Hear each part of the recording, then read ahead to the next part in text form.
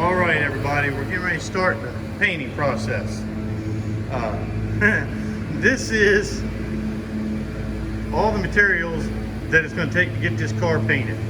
We got the white and the orange base coat. Now, as you guys may know, maybe you don't, we have a complete mixing bank in here. We can mix every color that there is, and this is all waterborne, PPG waterborne EnviroBase paint system. It is excellent, but it is also extremely expensive. This paint here that we're going to use on this car is solvent based. Still excellent paint. When you're going to do it all over, this is how I normally do it. I do it with this. Now everything we do that's like collision repair wise, like if we're just going to fix a fender and blend into the door like you normally do in a body shop, we use that waterborne that's in the mixing bank. But when we're going to do something all over, there would be $2,000 to $3,000 worth of paint materials if I did it all with that stuff in there. All right, I have mixed up a little bit of black base. You saw it on the table out there, that small pint can. It was in a blue can. And I'm going to spray it back here. Remember from the first video where it had black written in there? This car is actually getting painted 3 different colors. And what you always want to do is, or I say always, most of the time, you want to paint the color that takes up the smallest area first. The reason why we do that is when I come back, I only have to tape up this section. Well, you're going to see it because I'm going to show it to you. I'm only going to tape up this section, and that's covered up. If I were to have painted all this white up here and all the orange down here, then I got to tape all of that up just to paint that little bit. Does that make sense? Hope it does. Now, since this is a small spot, I think I can hold this camera while I paint it. It's going to take a couple coats.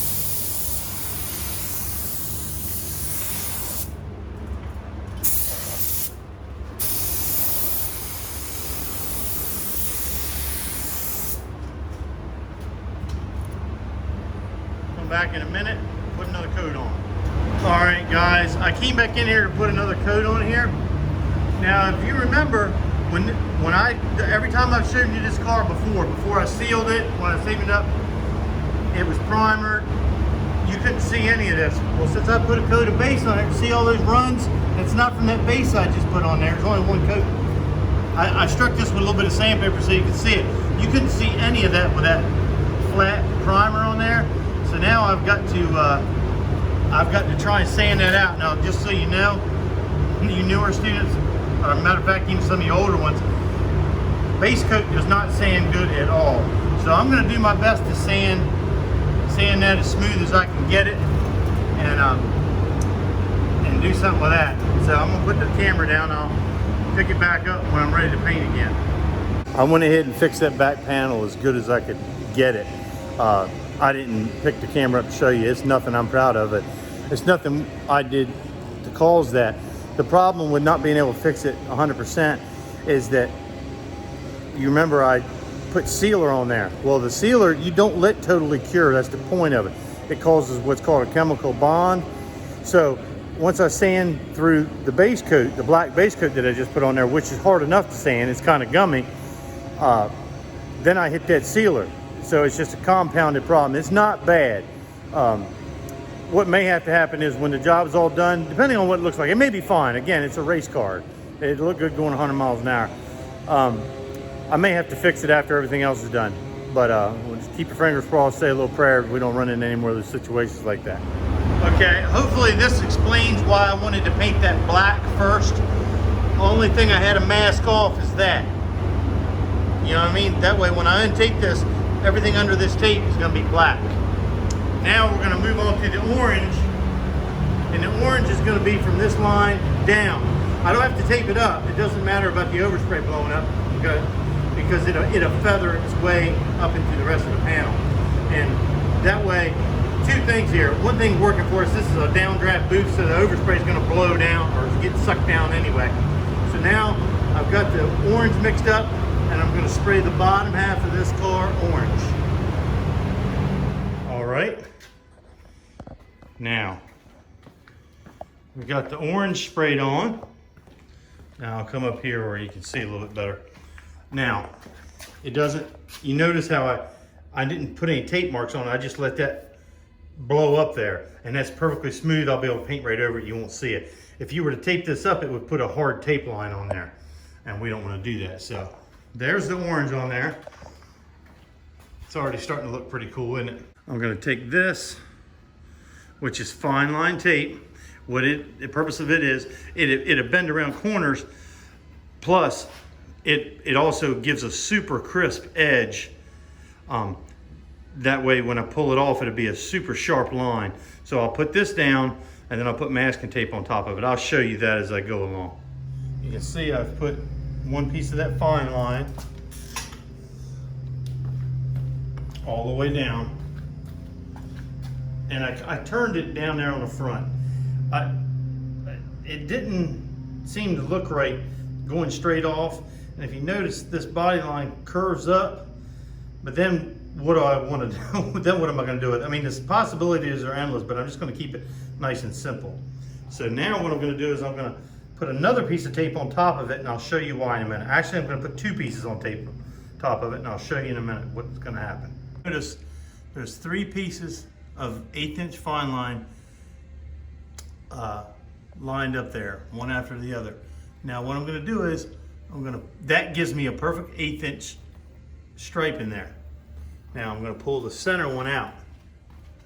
What this does is this just gives me a perfectly straight 1/8" stripe all the way down. It may seem wasteful, but it's just part of the job. Okay, now, for those of you who've been through the freshman rotation, and then some of my older students anyway have done some of this, what's going to take place is I'm going to put masking paper on this bottom line, and I'm going to tape down. So all of this down here is going to have masking paper over it.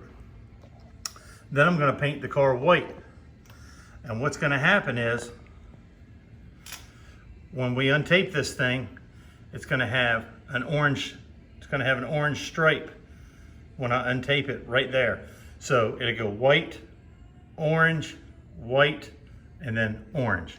It'd be pretty neat. I'll show it to you when I get it all taped up, and then of course when you'll see it when it's untaped. As you can see what I've done, both sides of the car, the bottom hasp is masked off, and it's going to stay orange. And you can see where that blue piece of tape is. When I get done painting this and I pull it off, it'll be orange underneath it there.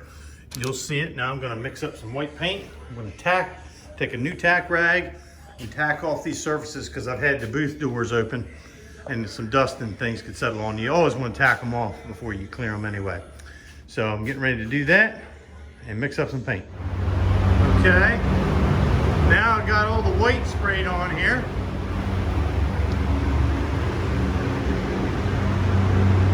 Everything's looking pretty good. Now I'm going to come back in a little bit, pull this paper off the bottom, and clear it. Okay, I pulled the bottom part of that paper off. Now I'm going to show you what it looks like, why we did that, what we did with that fine line tape. See what's happening? Pretty neat, huh?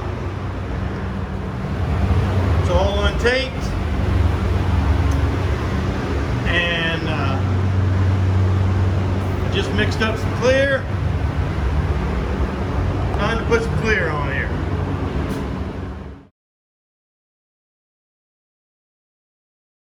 All right. It's all cleared. Looking good. I'll let her dry. Come in tomorrow and untape it. No runs, drips, or errors.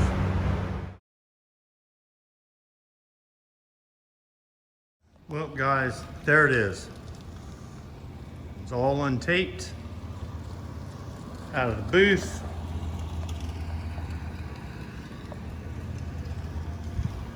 It really turned out nice. I mean, it's a race car. I can't do much about what's underneath the paint.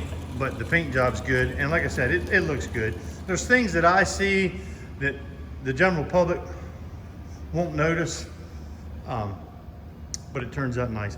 I hope you enjoyed this little video series. All right, guys, I hope you enjoyed this little video about painting this car back here. For you new students that haven't been in here and the parents, I love to do cool, fun stuff like that. I try and find each one of my students' strong suits and build on it. Of course, they all learn all the fundamentals, but I really do try and find a project. If not everybody's a painter, not everybody's a body man, and I try and just find something that they are good at and build on it. And that's what I try and grade them on anyway. Again, you do have to learn everything, but I'm gonna not be critical of the stuff that's not your strong suit. This wagon here, this wagon's from, like, I don't know, the 50s or 60s. And it was a piece of junk, rust bucket. And one of my students last year, Chris, you know who you are. Can't wait for you to get back in there and finish it. And we're probably gonna put some like go-kart wheels and tires on this thing, make it like a little hot rod, maybe put some stripes on it. But this is the kind of stuff that I like to fill in with for that, I don't know, what to say, unique student with maybe a special learning style. And of course we have the traditional, we straighten the frame on this truck here, and we're fixing it up. We put a used fender on it. We're gonna end up blending into the door. This truck was donated to the class by Mrs. Salisbury. She's a science teacher here. And when we get done with it, we're gonna sell it and the money will stay with the class. So we have those opportunities because, like I said, this is a functioning body shop. So anyway, I guess I've rattled on long enough. Okay, and as always, if you got any questions or anything, put it in the comments section. Like I said, I hope you enjoyed this, and I'll talk to you soon. Hope to see you real soon.